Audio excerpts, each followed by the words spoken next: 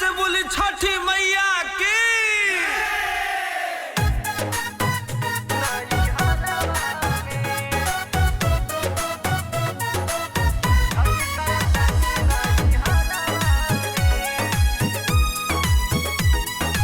Music by Shyam Farida.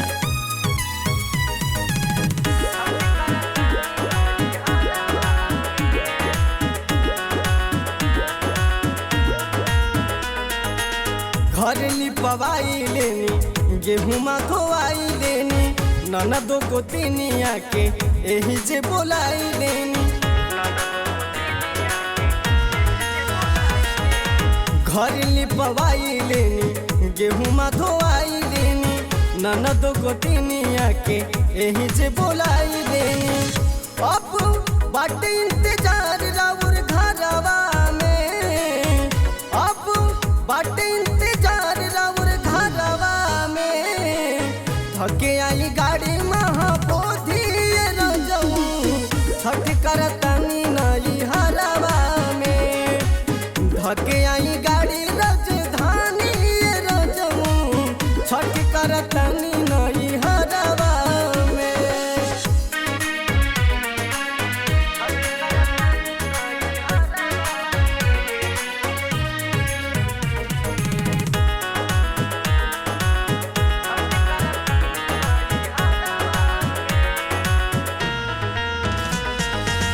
जल्दी से छुट्टी ले ली देर ना लगाई, टिकट कटा के काल में घर चली आई।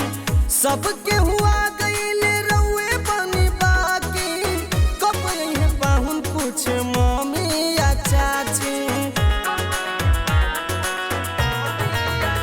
ए जी जल्दी से छुट्टी ले ली देर ना लगाई, टिकट कटा के काल में घर चली आई। सबके हुआ गईल रउए पानी बाकी, कब यही पाहुन पूछे मम्मी या चाची।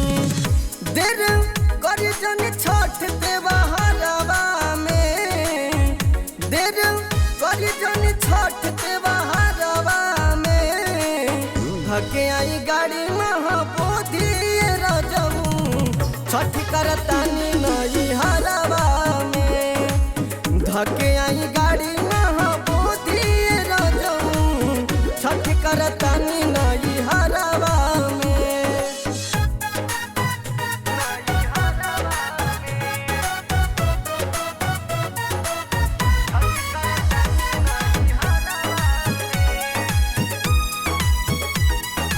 Music by Shyam Farida.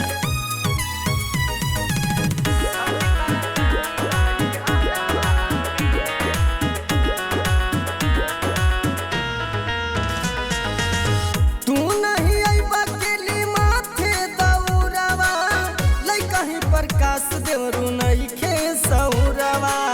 सैया नयन रउआ मानी हमर बात दी, छठ घाट चले के बरउआ हमरा साथ दी।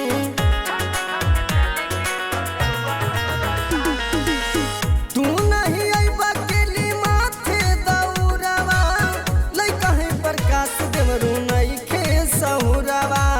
सैया नयन रउआ मानी हमर बात दी, छठ घाट चले के बरउआ हमरा साथ दी।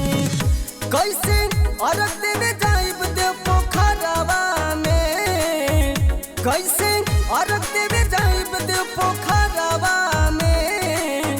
थके आई गाड़ी महा